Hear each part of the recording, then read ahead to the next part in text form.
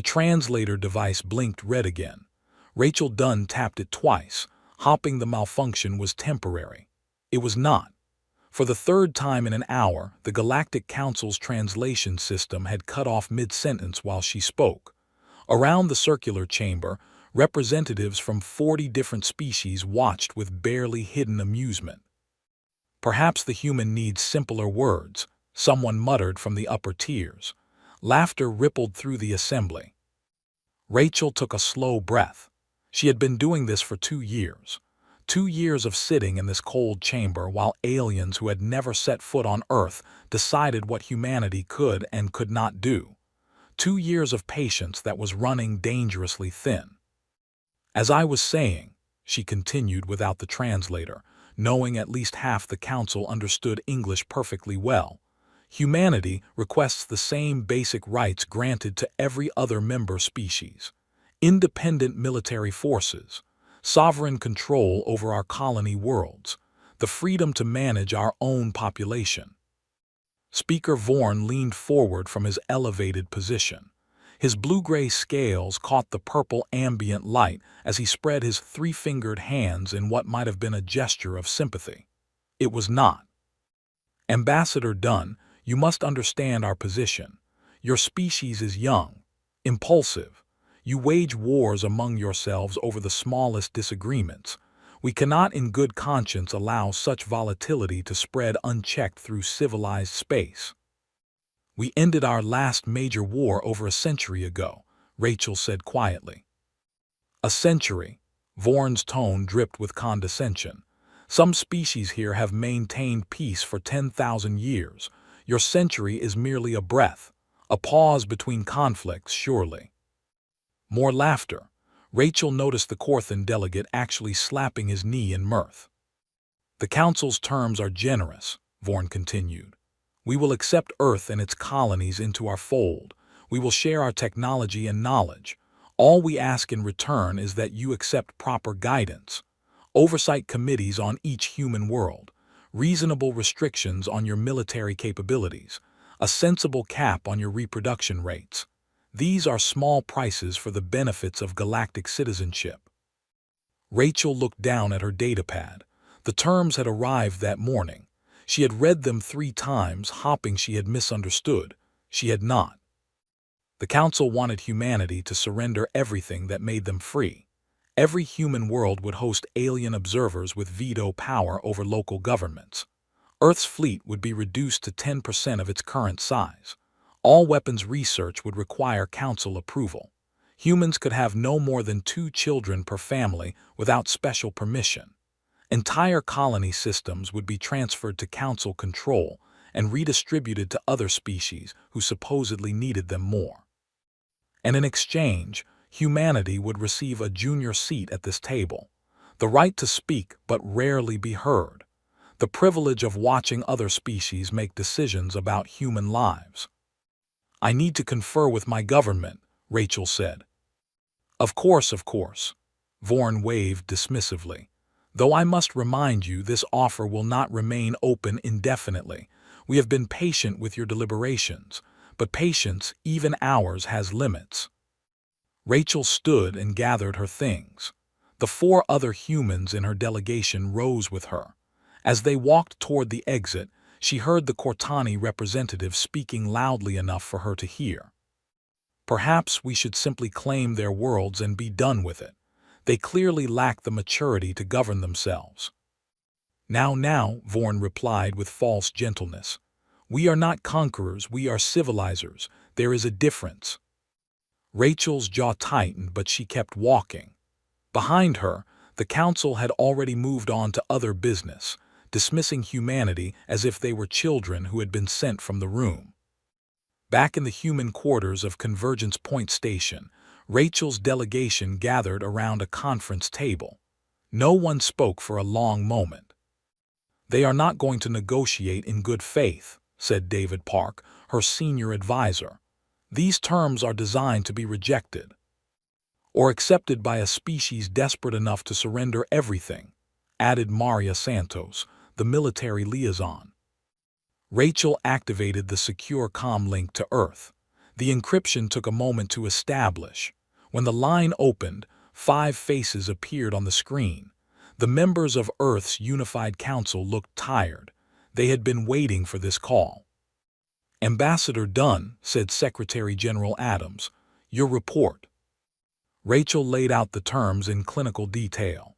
As she spoke, she watched the faces on the screen shift from hope to disbelief to anger. "They want us to disarm," Adams said slowly. "Surrender our colonies, accept foreign control of our governments, and limit how many children our people can have." "Yes, sir." "And if we refuse?" They have not explicitly threatened military action, but the implication is clear.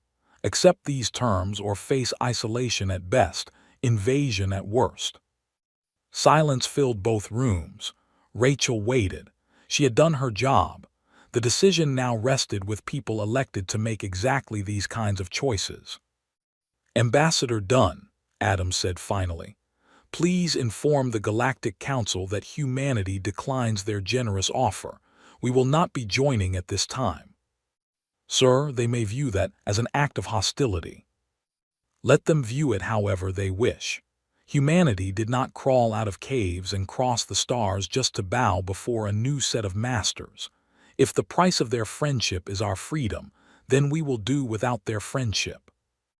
Rachel felt something loosen in her chest. She had not realized how much she needed to hear those words. "Understood, sir. I will deliver the message tomorrow." "No," Adams said. "Deliver it now, tonight, and then bring our people home, all of them, every human citizen in council space. We are done begging for scraps from their table." Rachel ended the call and looked at her delegation. They were smiling. For the first time in 2 years, they were actually smiling. "Shall we?" she asked. They returned to the council chamber where a session was still in progress. Some minor trade dispute between species whose names Rachel had never bothered to learn. Speaker Vorn looked annoyed at the interruption when she requested the floor. "Ambassador Dunn, we are in the middle of important business." "This will only take a moment," Rachel said.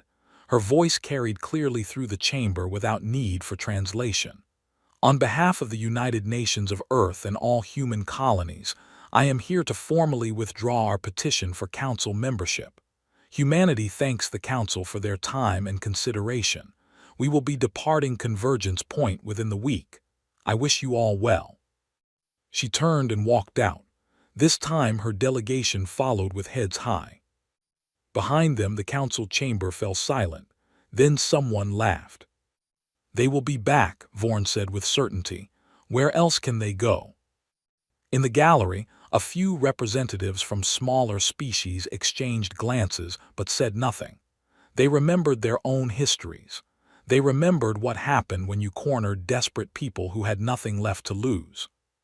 Krell's 4 arms moved frantically across the inventory display, checking the numbers again.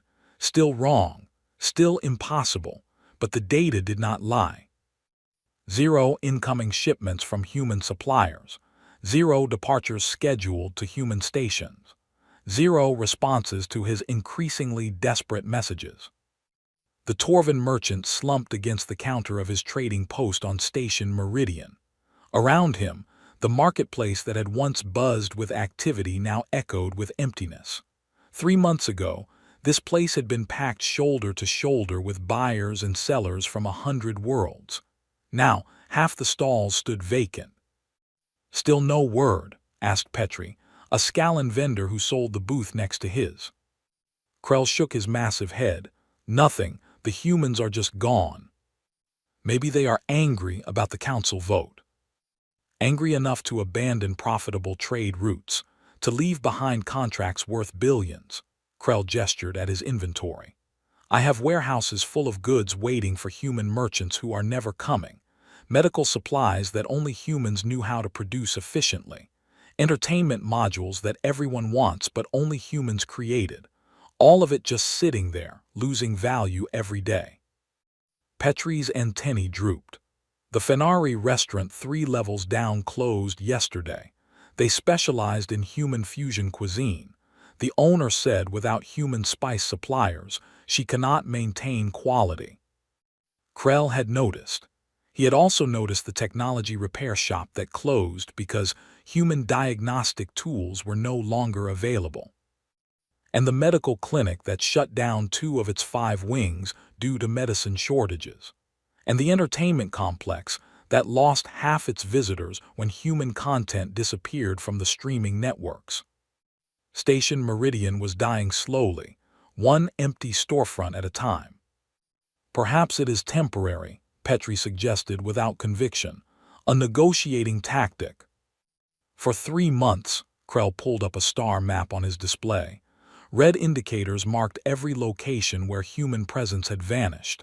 It was not just Meridian, it was everywhere. They have pulled out of every council-affiliated station, every trade hub, every mixed colony, completely. A priority message flashed on his screen.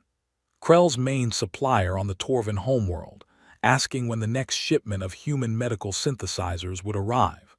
The machines that could produce 50 different vaccines from a single sample. The machines that had cut infant mortality on his world by 60% in just 5 years. Krell did not know how to tell them there would be no more shipments. Across the galaxy, similar conversations were happening in thousands of locations. The Cortani government convened emergency sessions as hospitals reported critical shortages. Human biochemists had solved protein synthesis problems that Cortani researchers had struggled with for decades. Now those solutions were gone, along with the humans who understood them. On agricultural worlds, farmers stared at fields of withering crops. Human farming techniques had increased yields by 40%, but the humans had left no instruction manuals, no guides, no databases. They had simply taken their knowledge and departed. The entertainment industry faced collapse. Humans produced 70% of the galaxy's music, films, games, and interactive experiences. Other species consumed it eagerly. Now streaming services offered the same old content on endless repeat while subscribers canceled in frustration. In the Council Intelligence Division, analyst Riva compiled reports that her superiors continued to ignore. She had been tracking the human withdrawal for weeks, documenting every disappeared ship, every recalled citizen, every severed contract. They are not just leaving, she told her department head. They are erasing themselves from council space entirely. Humans are emotional, her supervisor replied dismissively. They will calm down and return to the negotiating table. Sir, I have identified a pattern. They are not acting emotionally. This is coordinated, planned. Every human merchant received recall orders on the same day. Every human research team departed within a 48-hour window. Every human citizen in council space is being systematically withdrawn. Your point? My point is that this level of organization suggests preparation. They have been planning for this possibility for some time, perhaps years. Her supervisor waved a hand. Speculation. File your report and move on to more pressing matters. Riva filed the report. She also filed a second report, marked urgent, describing what she had found when she analyzed human comm traffic in the months before the withdrawal. Encrypted messages between Earth and every human colony. Massive data transfers. Shipping manifests for construction materials being redirected to human-controlled space. The humans had been preparing to leave for at least 2 years, maybe longer. That report also went ignored. On Convergence Point, Speaker Vorn reviewed economic projections with growing unease. The numbers were bad and getting worse. Tax revenue from human trade had accounted for 12% of the council's operating budget. Technology licensing fees from human innovations added another 8%. Human merchants paid docking fees at nearly every major station in council space. All of that income had stopped. Surely this cannot continue, he said to his advisors. They are hurting themselves as much as us. His economic advisor pulled up a detailed analysis. Actually, sir, preliminary reports suggest otherwise. Human trade with Council space represented only 32% of their total economic activity. The majority of human commerce occurs between human colonies and independent systems. Independent systems. Worlds not affiliated with the Council. There are thousands of them. Humans have been establishing trade relationships with these systems for decades. They have alternative markets. Vorn felt the first stirring of genuine concern. And our member species, how dependent are they on human trade? The advisor hesitated. For some, very dependent. The Cortani economy, for example, has contracted by 9% in just 3 months. Agricultural worlds are reporting potential famine conditions if they cannot source human farming technology. 14 different species have filed formal complaints about medicine shortages. This is unacceptable. Send a delegation to Earth. We will remind them of their obligations. Sir, they have no obligations. They withdrew their membership petition. Legally, they owe us nothing. Vorn's scales rippled with irritation. Then we will send a delegation to remind them of the benefits of cooperation and the costs of isolation. The delegation departed a week later. 5 ships carrying diplomats from 5 different Council species, all chosen for their experience in handling difficult negotiations. They arrived at the edge of Earth's solar system confident in their mission. They were met by a wall of weapons platforms that had not existed 3 months earlier. Unknown vessels, this is Earth Defense Control, a human voice said calmly.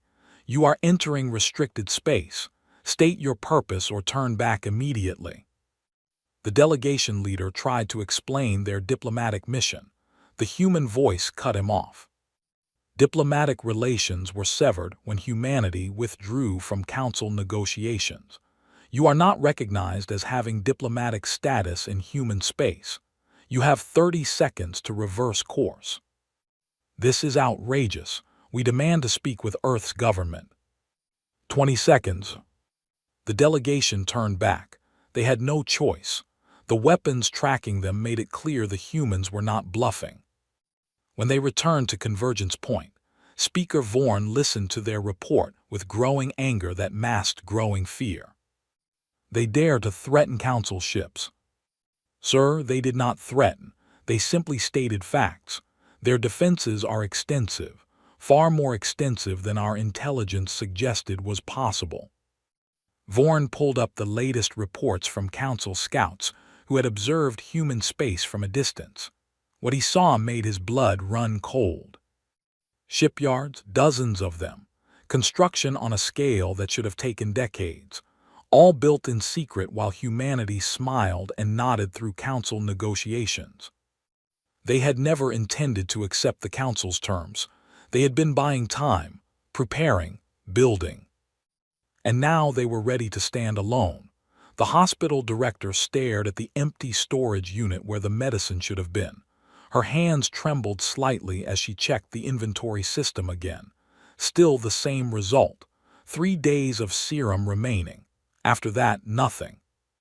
How many patients are currently on the treatment? She asked her assistant. 2,418 on the Cortani homeworld alone. Another 6,000 across our colony systems. The disease had no name in the Cortani language because it had been eradicated before they developed written records. Then it had returned 5 years ago, mutating from something their ancient ancestors had conquered. Cortani medical science had thrown everything at it and failed. The disease attacked their nervous systems in ways they could not predict or counter. Then the humans had arrived with their strange approach to medicine. They did not try to cure the disease. Instead, they taught the Cortani immune system how to fight it.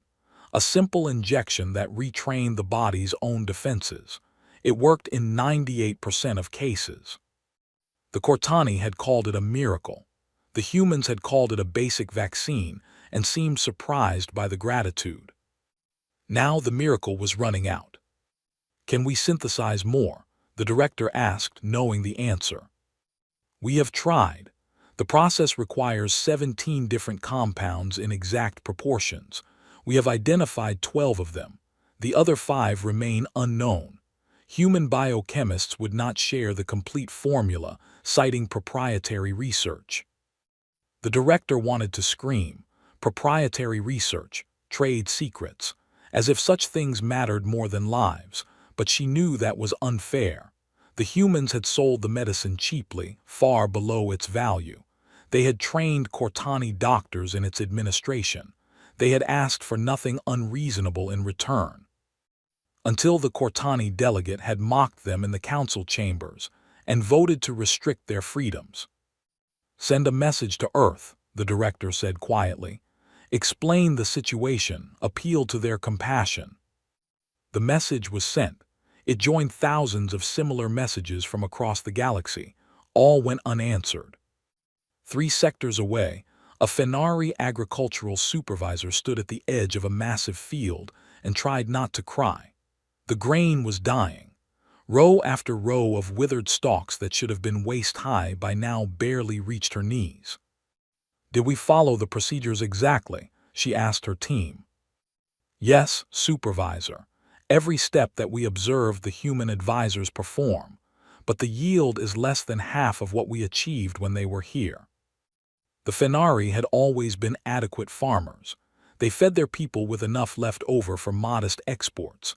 Then human agricultural specialists had arrived offering to share techniques. Crop rotation patterns that seemed random but somehow enriched the soil. Pest management that used natural predators instead of chemicals.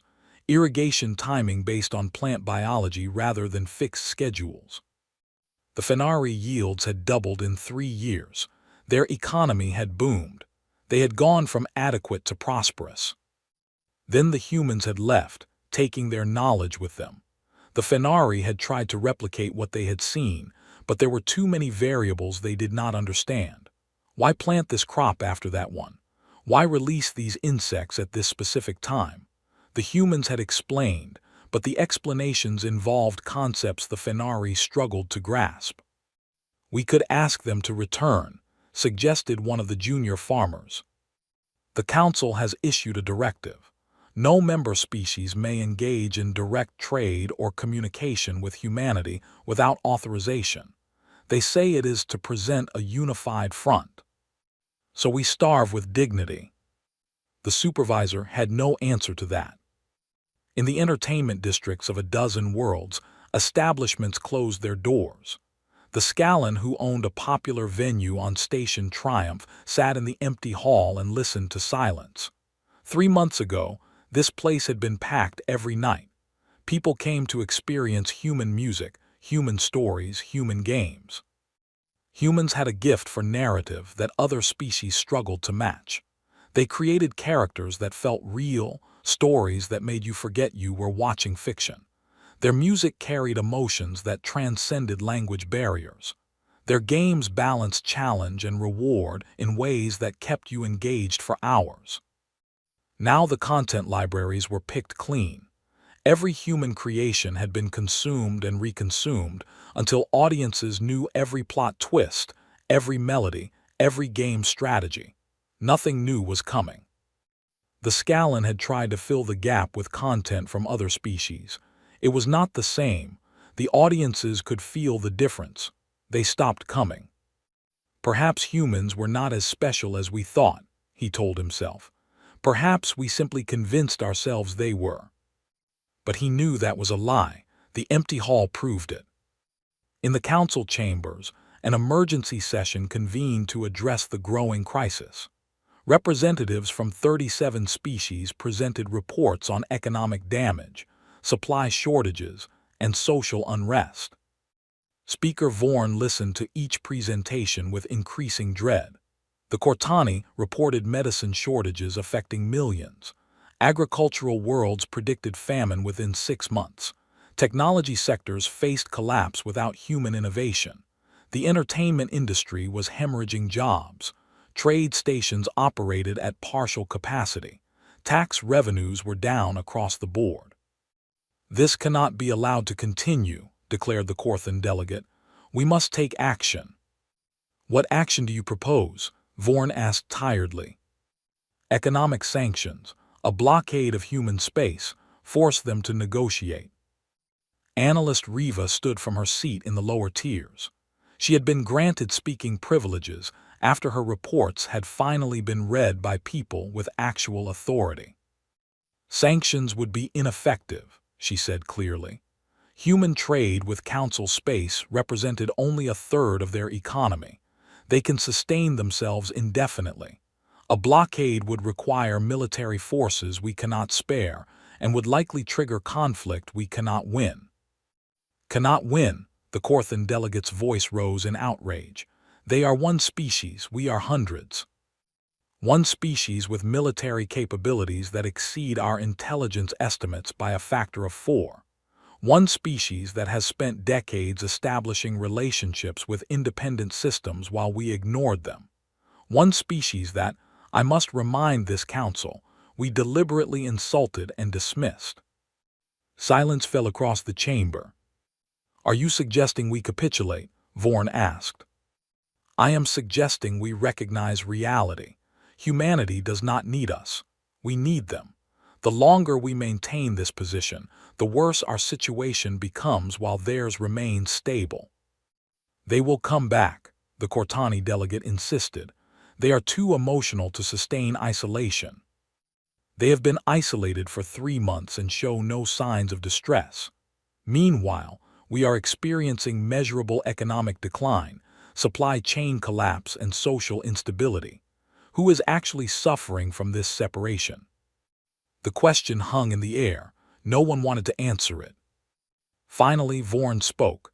Very well, prepare a delegation. We will extend an invitation to resume negotiations. Offer them better terms.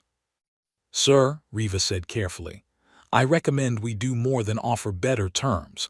I recommend we offer them equal partnership. Equal, they are a single species. A single species that produces a third of the galaxy's medical advances, half its agricultural innovation, and 70% of its cultural content. A single species that every other species depends on in ways we did not fully appreciate until they were gone. Continued arrogance will only deepen this crisis. Vorn wanted to argue. His pride demanded it. But the numbers in the reports before him told a story his pride could not change. Humanity had called the Council's bluff, and the Council had nothing. The delegation arrived at Earth's borders with more humility than their predecessors. 6 ships instead of 5, smaller vessels, fewer weapons. They broadcast their intentions on all frequencies long before entering the defense perimeter. This is Council Delegation 7 to Earth Defense Control. We request permission to approach for diplomatic discussions. We come in peace and respect. The response came quickly this time. Council Delegation 7, you are cleared to approach Luna Station. Follow the transmitted flight path exactly. Any deviation will be considered hostile. They followed the path. As they moved through the solar system, the delegation members stared at their sensor displays with growing unease. Those are new, the Torvan pilot muttered, indicating a cluster of weapons platforms orbiting Mars. Everything is new, replied the delegation leader, a Scallan diplomat named Horvath. Intelligence estimated Earth had maybe 300 major defense installations. I am reading over 2,000. How is that possible? We were here just 8 months ago. Clearly, we were not looking closely enough. The shipyards came into view as they approached Luna, massive construction facilities that churned out vessels at an impossible rate. Horvath counted 27 ships under construction in just 1 yard. His sensors detected 6 more yards scattered through the asteroid belt. Request permission to scan those facilities, his military observer asked. Denied, Horvath said immediately. We are here to talk, not spy. They docked at Luna Station and were escorted through corridors that gleamed with recent construction. The station had been here during the negotiations, but it had been smaller, much smaller. Entire sections appeared to be new additions. Ambassador Rachel Dunn met them in a conference room with windows overlooking Earth.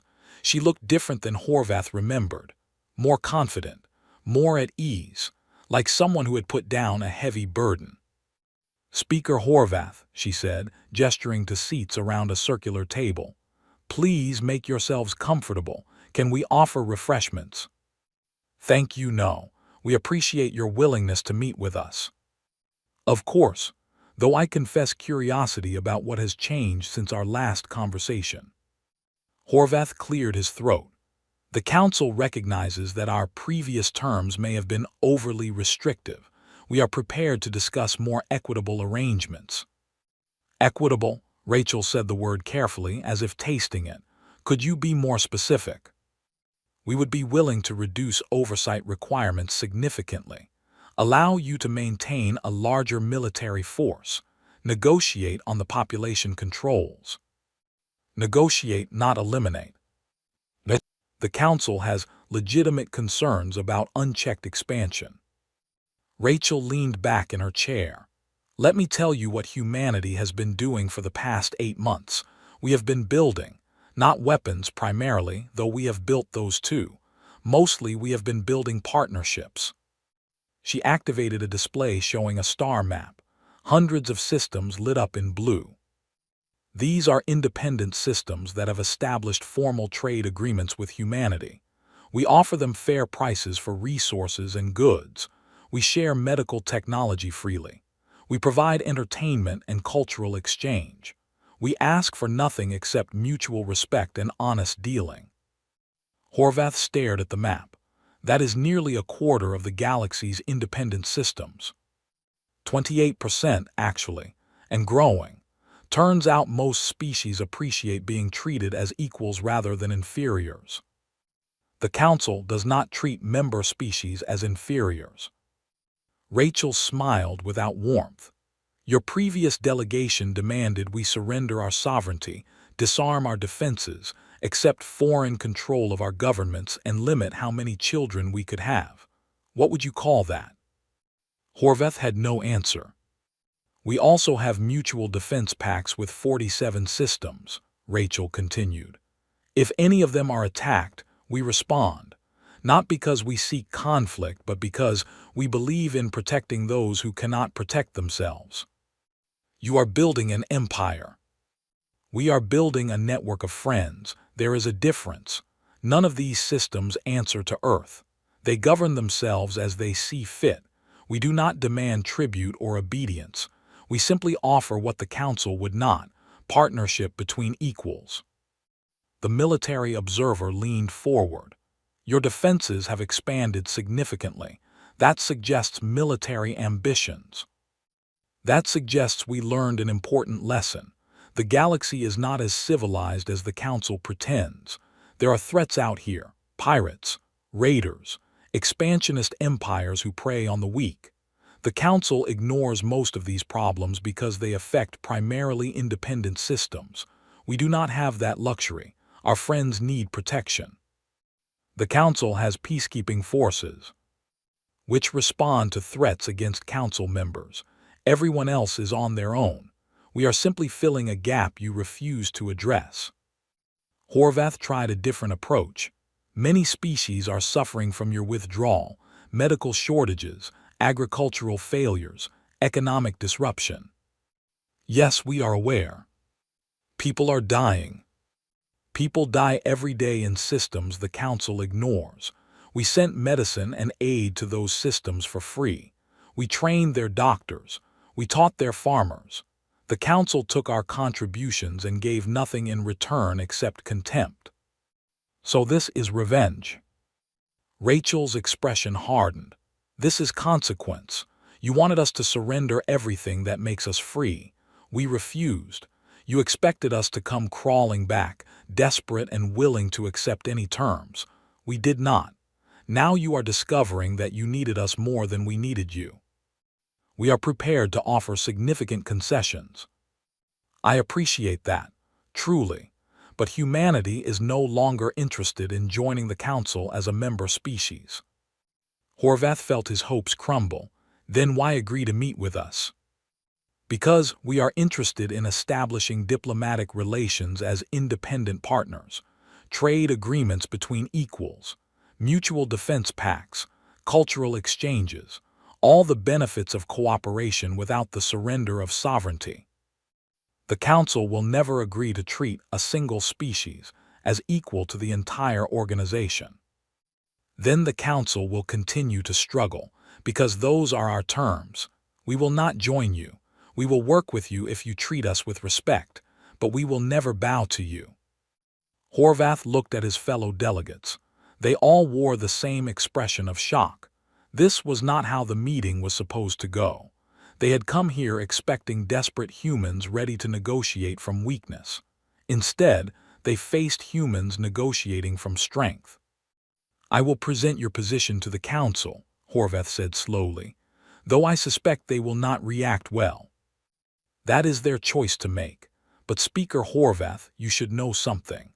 While you have been struggling with economic disruption, we have been building infrastructure. While your member species have been fighting over scraps, we have been creating abundance.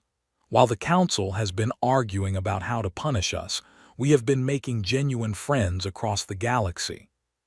She stood, indicating the meeting was over. "We did not want this conflict. We wanted partnership. You rejected that, so we built our own partnerships, better ones, more honest ones. If the Council wants to benefit from what we have created, you are welcome to join us, but only as equals. Those are the only terms humanity will accept." The delegation departed Luna Station in silence.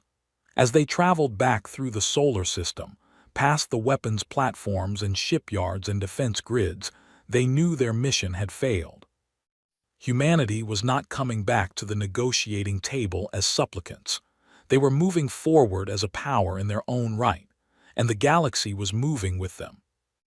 Myra had made her decision 3 days ago. Now she stood before the Fenari High Council, waiting to see if her people would support her gamble or execute her for treason. "You propose we leave the Galactic Council," the eldest counselor said slowly. "An organization we have been part of for 4 centuries, to join with humans we barely know." "Not join with them," Myra corrected. "Partner with them, the difference matters." "Explain." Myra activated the display showing harvest projections. "Without human agricultural assistance, we face famine within 5 months. Our reserves are depleted. Traditional farming methods cannot support our current population. We have 3 choices. Beg the Galactic Council for aid they may or may not provide. Watch our people starve, or ask the humans for help. The Council has forbidden direct contact with humanity." "The Council is not facing starvation. We are." Another counselor spoke up. "What makes you think the humans will help us? We voted in favor of restricting them. Our delegate laughed at their withdrawal." "I sent a message to Earth 3 weeks ago," Myra said quietly. "I explained our situation honestly. I offered nothing except our gratitude and future friendship. They responded within 2 days." She pulled up the human reply. The counselors read in silence. "They offer agricultural specialists, seed stocks, and farming equipment," the eldest counselor summarized, "in exchange for mutual defense cooperation and trade agreements. These terms are remarkably generous." "Too generous," another counselor said suspiciously. "What is their real agenda?" "I asked them that directly. Their ambassador said, and I quote, 'We help because we can, and because leaving people to starve when we have the means to prevent it is morally unacceptable. We ask for partnership in return because we believe civilizations grow stronger together.' Pretty words, words are cheap. Which is why I requested evidence of their sincerity. They sent this." The display changed to show sensor logs of human aid shipments to independent systems, medical supplies to plague-stricken worlds, engineering teams rebuilding infrastructure destroyed by pirate raids, food shipments to colonies suffering crop failures, all provided without demanding political concessions or tribute. "They are building loyalty," the suspicious counselor observed. They are building trust, Myra countered. And there is a difference. These systems are not vassals. They remain independent. They simply choose to trade with humans because humans treat them fairly. The eldest counselor studied the data carefully. The Galactic Council will view our departure as betrayal. The Galactic Council views us as vassals, not partners. They dictated terms to us for centuries. We accepted because we had no alternative. Now we do. One untested alternative. The humans could fail. Their economy could collapse. Their defenses could prove inadequate. Their economy is growing while the Council shrinks. Their defenses repelled Council scouts with ease, and their technology advances continue to outpace anything the Council produces. I believe the humans are the future. The Council is the past clinging to relevance. Silence fell across the chamber. Finally, the eldest counselor spoke. We will vote, but Myra, understand what you are asking. If we do this, there is no going back. The Council will punish us, trade sanctions at minimum, military intervention at worst. The humans have offered protection under their mutual defense network. If the Council attacks, they respond. You trust them that much. I trust desperation that much. We need help, the Council will not provide it. The humans will. That is not faith, that is pragmatism. The vote passed narrowly. Within a week, Fenari officially withdrew from the Galactic Council and signed a partnership agreement with humanity. Human agricultural specialists arrived within 3 days. They brought seeds, equipment, and most importantly, knowledge. The Fenari learned. The humans taught patiently, explaining not just what to do but why. They left detailed guides in simple language. They trained local experts who could teach others. Within 2 months, Fenari harvest stabilized. Within 6, they exceeded pre-crisis levels. The Fenari were not alone. The Torvan followed next, driven by medical necessity. Then the Scallan, seeking economic recovery. Then species whose names most council members did not even know because they had always been too small to matter in council politics. Each species that left reported the same experience. Humans offered fair terms. They shared knowledge freely. They asked for partnership, not submission. They protected their allies without demanding political control. The exodus accelerated. On Convergence Point, Speaker Vorn watched his empire crumble in real time. The display showed current council membership in red. Systems that had departed glowed blue. The blue was spreading. How many this week? He asked. 7 species have formally withdrawn. 12 more have filed intent to depart. 23 are openly negotiating with human representatives. This is unacceptable. His advisor said nothing. What could he say? The truth was that it was entirely acceptable. The departing species were following their own interests. They were making rational choices based on clear evidence. The Council offered stability and tradition. Humanity offered growth and respect. More and more systems were choosing growth. We must demonstrate strength, Vorn declared. Military exercises along human borders. Show them we are not weak. Sir, our military capabilities are stretched thin. Half our peacekeeping forces are deployed trying to maintain order in systems considering departure. We do not have resources for intimidation displays. Then we sanction the systems that have left, embargo their trade. With respect, sir, they do not need our trade anymore. The human network is self-sufficient. Sanctions would hurt us more than them. Vorn slammed his hand on the desk. Then what do you suggest? That we simply accept the dissolution of everything we have built? I suggest we consider why species are leaving, and whether the fault lies with them or with us. The advisor pulled up comparative data. Council member satisfaction ratings over the past 50 years. They had been declining steadily. Complaints about unfair trade practices. Frustration with bureaucratic inefficiency. Resentment of the Council's hierarchical structure where older, more established species held disproportionate power. The humans did not steal our members, the advisor said carefully. We drove them away. The humans simply offered an alternative.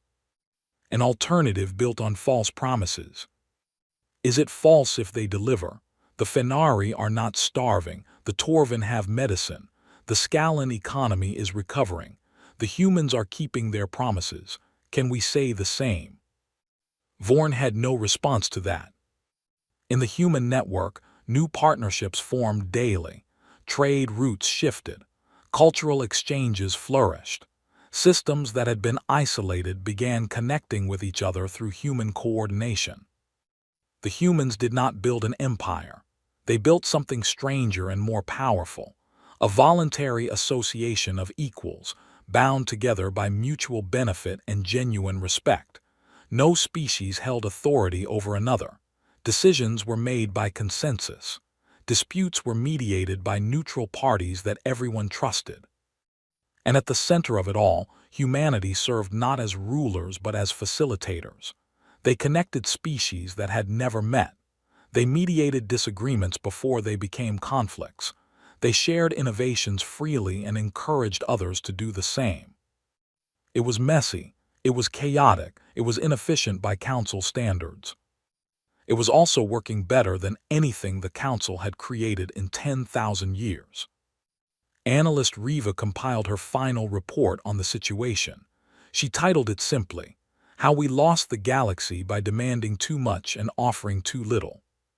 She doubted anyone would read it, but she filed it anyway, for the historians who would someday try to understand how the Galactic Council had fallen apart not through war or conquest, but through irrelevance.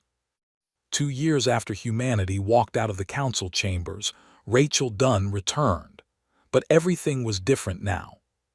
She arrived not as a supplicant but as the representative of a coalition that included 83 species. She did not request permission to speak. She had been formally invited. She did not sit in the lower tiers. A seat had been prepared for her at the central table, equal in height and prominence to Speaker Vorn's. The council chambers felt emptier than she remembered. Less than half the seats were occupied. Some species had left entirely. Others had withdrawn their primary representatives, sending only minor officials to maintain minimal presence. Vorn looked older, tired. His ornate robe seemed to hang loosely on his frame. "Ambassador Dunn," he said formally, "thank you for accepting our invitation." "Speaker Vorn, I appreciate the opportunity to address the council. We have reviewed your proposed treaty extensively. The terms are quite different from our original discussions." "Yes, because we are different entities now than we were 2 years ago. You were a galactic authority. We were petitioners seeking admission. Neither of those descriptions remains accurate." Vorn gestured to the empty seats around them. "You have cost us dearly." "We cost you nothing. You cost yourselves by refusing to adapt. The species that left did not abandon you for us. They abandoned a system that did not serve their interests for one that did. They abandoned centuries of tradition and stability. They abandoned stagnation and hierarchy for growth and equality. Those are not the same thing." A Cortani delegate spoke up, anger clear in her voice. "Your actions directly led to suffering. Our people died while you withheld medicine." Rachel met her gaze steadily. "Your government demanded we surrender our sovereignty, disarm our defenses, and accept foreign control of our worlds. When we refused, you expected us to continue providing aid while being treated with contempt. That is not how partnerships work. So you let people die to make a point. We let people experience the consequences of their government's choices. Your leadership voted to restrict us. We withdrew. The suffering that followed was preventable. Your council could have treated us with respect from the beginning. They chose arrogance instead. And now you expect us to forget that. I expect nothing. I am here because you invited me to discuss a new treaty. If you prefer to litigate the past rather than build a future, I can return to my ship." Vorn raised a hand, quieting the Cortani delegate. "We invited you here in good faith. Please continue. Rachel activated a display showing the proposed treaty structure. The treaty establishes formal diplomatic relations between the Galactic Council and the Human Alliance Network, not as superior and inferior, but as peer organizations. We agree to mutual defense cooperation, free trade, technology sharing, and cultural exchange. You ask us to treat your alliance as equal to the Council. I ask you to treat us as what we are. A coalition of 83 species spanning a quarter of the galaxy, with growing economic power and military capability. Pretending otherwise serves no one. A Torvan counselor studied the numbers. Your economic projections show the Human Alliance Network surpassing Council GDP within 5 years. Conservative estimates suggest 3 years. We are growing faster than projected. How is that possible? Because we removed the barriers that slow growth. No restrictive trade regulations, no technology hoarding, no artificial limitations on expansion. Species in our network help each other because doing so benefits everyone. The rising tide lifts all ships. Riva, now promoted to senior analyst, spoke from her position as an official council observer. My research supports these claims. The Human Alliance operates at significantly higher efficiency than council systems, reduced bureaucracy, faster decision-making, more equitable resource distribution. It sounds too good to be true, the Cortani delegate said skeptically. It is not perfect, Rachel admitted. We have disputes, we have inefficiencies, but we resolve conflicts through mediation rather than letting them fester. We adapt our systems when they fail instead of defending them out of tradition. We focus on results rather than process. And what happens when your alliance fragments? Vorn asked. When species disagree and break away.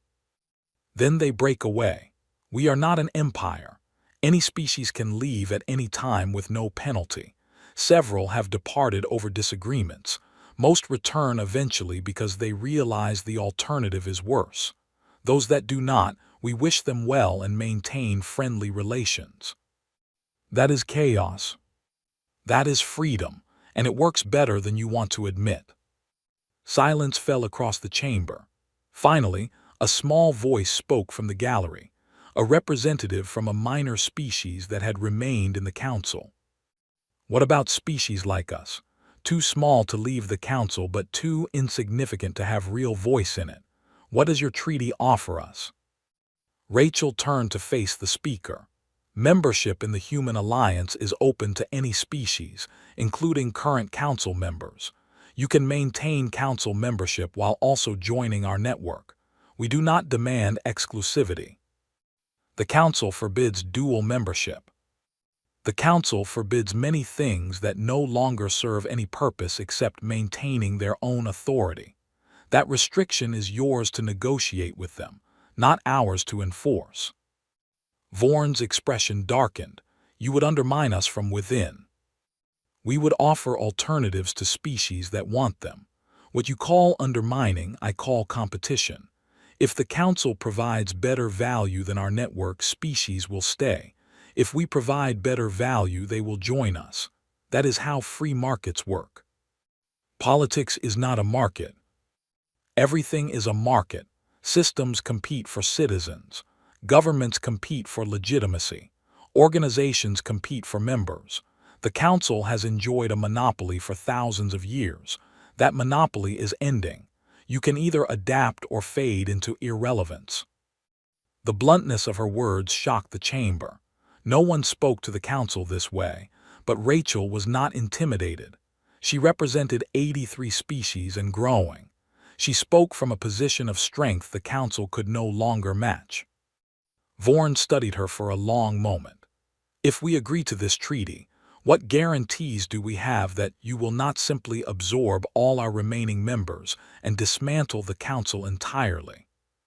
None, because we are not interested in destroying you.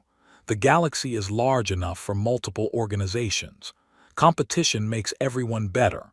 If the council reforms, becomes more responsive to member needs, treats species with respect, then you will thrive alongside us. If you continue as you have been, you will decline. Either way, that is your choice to make. And if we refuse the treaty, then we continue as we are. Your remaining members will continue leaving. Your economy will continue contracting. Your influence will continue waning. In 10 years, the council will be a historical footnote. But that, too, is your choice.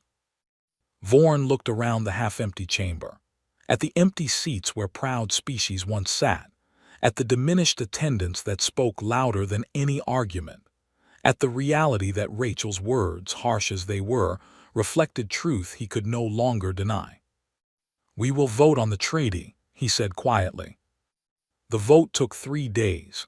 In the end, it passed by a slim margin, not because the council members trusted humanity, but because they had no better options. Rachel signed the treaty on behalf of the Human Alliance. Vorn signed for the council. Neither smiled for the ceremonial photographs. Both knew this was not a happy occasion. It was an acknowledgement of changed circumstances. As Rachel prepared to leave Convergence Point, Riva approached her privately. "You were right," the analyst said, "about everything. The council's arrogance, our inefficiency, the coming changes. I tried to warn them." "I know. I read your reports. They were excellent." "They were ignored."